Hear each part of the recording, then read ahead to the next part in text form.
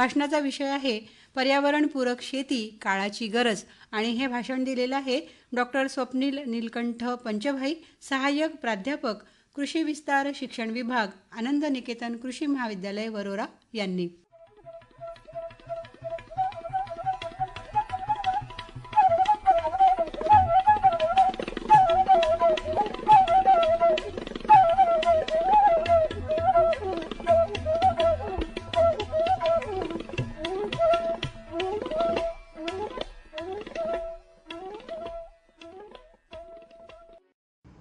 नमस्कार शेतकरी बंधूंनो, आज 5 जून म्हणजे जागतिक पर्यावरण दिवस.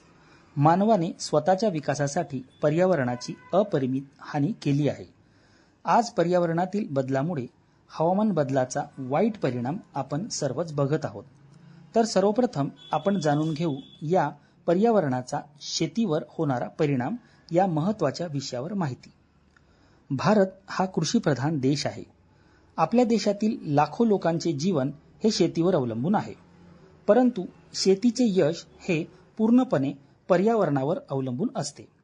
पाऊस, तापमान, माती, पाणी, हवा, जंगल आणि जैवविविधता या सर्व गोष्टी शेतीसाठी आवश्यक आहेत. पर्यावरण संतुलित असेल तर शेती भरभराटीला येते, पण पर्यावरण बिघडले तर त्याचा थेट परिणाम हा शेतकऱ्यांच्या उत्पादनावर आणि उत्पन्नावर होतो. पूर्वी पावसाळा ठराविक वेळी सुरू व्हायचा, शेतकरी त्यानुसार पेरणी करायचे. पण आज हवामान बदलामुळे पावसाचे स्वरूप बदलले आहे. कधी अतिवृष्टी तर कधी दुष्काळ अशी परिस्थिती निर्माण होते. विदर्भ आणि मराठवाडा भागात अनेक वेळा पावसाअभावी सोयाबीन, कापूस आणि तूर या पिकांचे मोठे नुकसान झाले आहे. तर काही भागात अचानक झालेल्या अतिवृष्टीमुळे शेतात पाणी साचून पिके कुजली. तापमानवाढ हा देखील शेतीसमोरील एक मोठा प्रश्न आहे. वाढत्या उष्णतेमुळे पिकांची वाढ मंदावते. गहू, तांदूळ आणि भाजीपाला यांसारख्या पिकांवर त्याचा परिणाम होतो.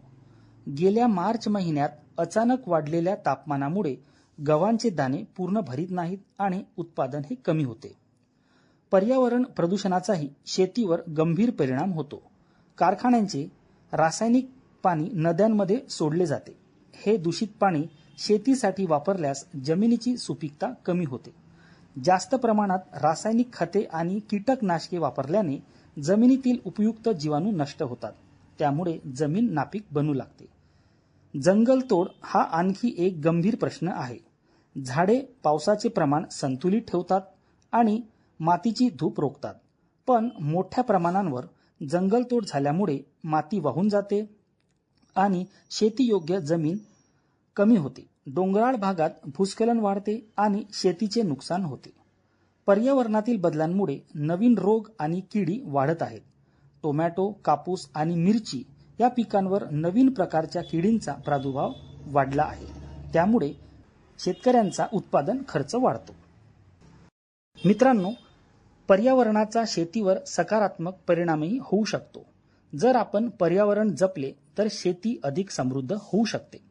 सेंद्रिय शेती, पावसाचे पाणी साठवणे, वृक्ष लागवड, ठिबक सिंचन, पीक फेरपालट आणि जैविक खतांचा वापर यामुळे पर्यावरणाचे संरक्षण होते आणि शेती टिकाऊ बनते.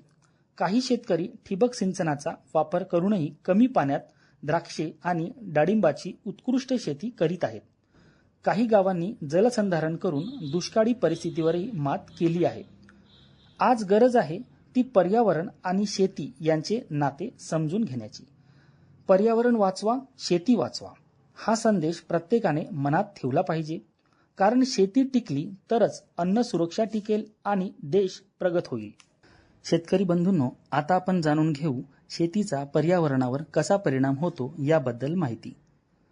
आजच्या काळातील शेती ही केवळ अन्न उत्पादनाचे साधन राहिलेले नाही, तर ती पर्यावरणावर मोठ्या प्रमाणात परिणाम करणारी मानवी क्रिया बनली आहे.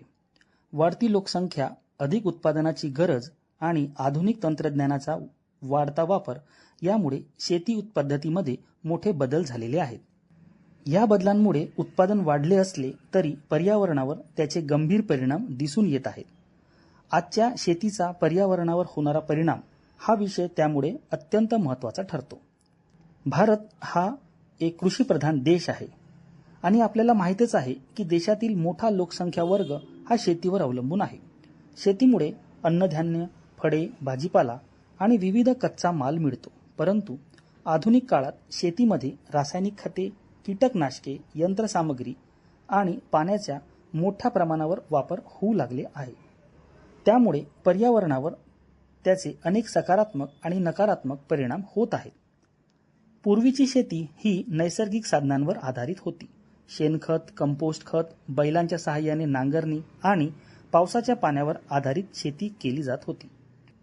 त्यामुळे पर्यावरणाचे संतुलन टिकून राहायचे. परंतु हरित क्रांतीनंतर उत्पादन वाढवण्यासाठी रासायनिक खतांचा आणि कीटकनाशकांचा वापर मोठ्या प्रमाणावर सुरू झाला. यामुळे जमिनीची सुपीकता हळूहळू कमी होऊ लागली. रासायनिक खतांच्या अतिवापरामुळे जमिनीतील उपयुक्त सूक्ष्मजीव नष्ट होतात. जमीन कठीण आणि नापीक बनते. युरिया आणि रासायनिक खतांचा सतत वापर केल्यामुळे अनेक भागातील जमिनीची गुणवत्ता घटली आहे. याचा परिणाम भविष्यातील उत्पादनावर होतो. कीटकनाशकांचा वापर हा पर्यावरणासाठी आणखी एक गंभीर धोका आहे. शेतीमध्ये फवारण्यात येणारी रसायने पावसाच्या पाण्याबरोबर नद्या, तलाव आणि भूजलामध्ये मिसळतात. त्यामुळे पाणी प्रदूषित होते. हे दूषित पाणी माणसे आणि प्राण्यांच्या आरोग्यासाठी हानिकारक ठरते. काही वेळा पक्षी, मधमाशा आणि इतर उपयुक्त कीटकही नष्ट होतात. त्यामुळे जैवविविधतेवर परिणाम होतो. आजकाल शेतीसाठी मोठ्या प्रमाणावर भूजल उपसा केला जातो. ऊस, तांदूळ यासारख्या पिकांसाठी भरपूर पाणी लागते. त्यामुळे अनेक भागांमध्ये भूजलाची पातळी खाली गेली आहे. महाराष्ट्रातील काही दुष्काळी भागांमध्ये विहीर आणि बोरवेल कोरड्या पडण्याची समस्या निर्माण झालेली आहे. आधुनिक शेतीमध्ये ट्रॅक्टर, हार्वेस्टर आणि विविध यंत्रांचा वापर वाढला आहे. या यंत्रांसाठी डिझेल आणि इंधन लागते. त्यामुळे हवेचे प्रदूषण आणि कार्बन उत्सर्जन वाढते. शेतीमध्ये निर्माण होणारे हरितगृहवायू हवामान बदलास कारणीभूत ठरतात. पीक काढणीनंतर उरलेले अवशेष जाळण्याची पद्धतही पर्यावरणासाठी घातक आहे. जाळल्यामुळे मोठ्या प्रमाणावर धूर निर्माण होतो. त्यामुळे हवेची गुणवत्ता खालावते आणि श्वसनाचे आजारही वाढतात. शेतीचा जंगलावरही परिणाम होतो. नवीन शेतीयोग्य जमीन मिळवण्यासाठी जंगलतोड केली जाते. त्यामुळे वन्यजीवांचे अधिवास नष्ट होतात आणि मातीची धूप वाढते. पावसाचे प्रमाणही असंतुलित होते. तथापि शेती पर्यावरणपूरकही बनू शकते.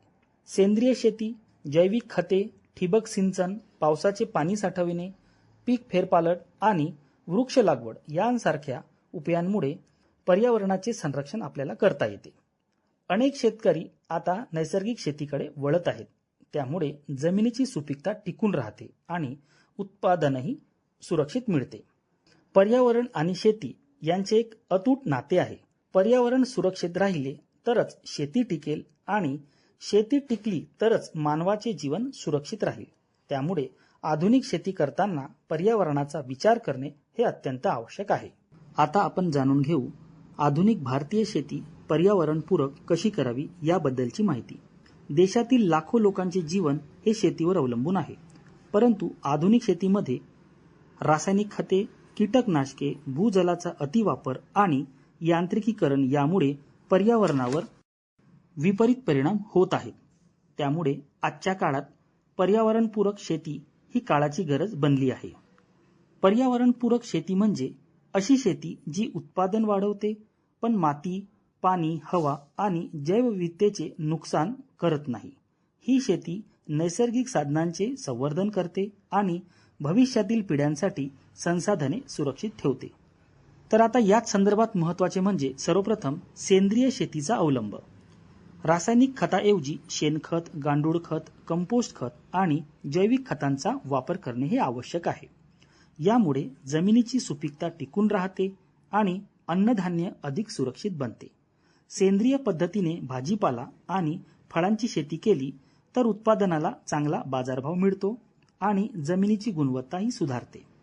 दुसरं म्हणजे ठिबक आणि तुषार सिंचनाचा वापर. पाण्याची बचत करण्यासाठी ठिबक सिंचन आणि स्प्रिंकलर पद्धती उपयुक्त आहेत. या पद्धतीमुळे कमी पाण्यात जास्त क्षेत्र हे सिंचित करता येते. द्राक्ष, डाळिंब आणि ऊस शेतीमध्ये ठिबक सिंचनामुळे पाण्याची मोठ्या प्रमाणावर बचत होते. महाराष्ट्रातील अनेक दुष्काळी भागांमध्ये ही पद्धत यशस्वी ठरली आहे. तिसरं म्हणजे पीक फेरपालट करणे. दरवर्षी एकाच जमिनीत एकच पीक घेतल्याने जमिनीतील पोषक द्रव्ये कमी होतात. त्यामुळे वेगवेगळी पिके आलटून पालटून घेणे हे आवश्यक आहे. कापसानंतर हरभरा किंवा तूर घेतल्यास जमिनीतील नायट्रोजनचे प्रमाण सुधारते आणि उत्पादन हे चांगले मिळते. आता चौथं म्हणजे नैसर्गिक कीड नियंत्रण. रासायनिक कीटकनाशकांचा अतिवापर टाळून जैविक उपायांचा वापर करावा. नीम अर्क, दशपर्णी अर्क आणि सापड्यांचा वापर केल्यास कीड नियंत्रण करता येते. भाजीपाला शेतीमध्ये फेरोमोन ट्रॅप वापरून किडींचे प्रमाण हे आपल्याला कमी करता येते. पाचवं म्हणजे जलसंधारण आणि पावसाचे पाणी साठवणे. पाण्याची कमतरता टाळण्यासाठी शेततळी, बंधारे आणि पावसाचे पाणी साठवणे हे आवश्यक आहे. जलसंधारण करून दुष्काळावर मात केली जाऊ शकते आणि शेतीही समृद्ध केली जाऊ शकते. तर सहावं म्हणजे वृक्ष लागवड आणि कृषी वनशेती. शेतीसोबत झाडे लावल्यास मातीची धूप कमी होते, हवा शुद्ध राहते आणि अतिरिक्त उत्पन्नही मिळते. शेताच्या बांधावर कडुलिंब, सागवान किंवा फळझाडे लावल्याने पर्यावरणाचे संरक्षण होते.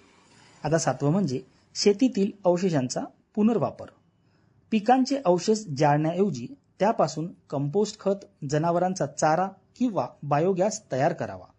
ऊसाच्या पाचटापासून सेंद्रिय खत तयार करून जमिनीची सुपीकता वाढवता येते. आता शेवटचं म्हणजे स्थानिक आणि कमी पाणी लागणारी पिके. आता ज्या भागात पाण्याची कमतरता आहे तेथे ज्वारी, बाजरी, नाचणी आणि कडधान्यांसारखी पिके घेणे हे फायदेशीर ठरते. मिलेट्स म्हणजेच भरड धान्ये कमी पाण्यात चांगले उत्पादन देतात आणि आरोग्यासाठीही उपयुक्त असतात. तर शेतकरी बंधूंनो, सरतेशेवटी मी आपल्याला एवढंच सांगेन की आधुनिक भारतीय शेती पर्यावरणपूरक करणे ही केवळ शेतकऱ्यांची नव्हे तर संपूर्ण समाजाची जबाबदारी आहे. सेंद्रिय शेती, पाण्याची बचत, वृक्ष लागवड आणि नैसर्गिक साधनांचा योग्य वापर केल्यास शेती अधिक टिकाऊ आणि समृद्ध होऊ शकते. धन्यवाद.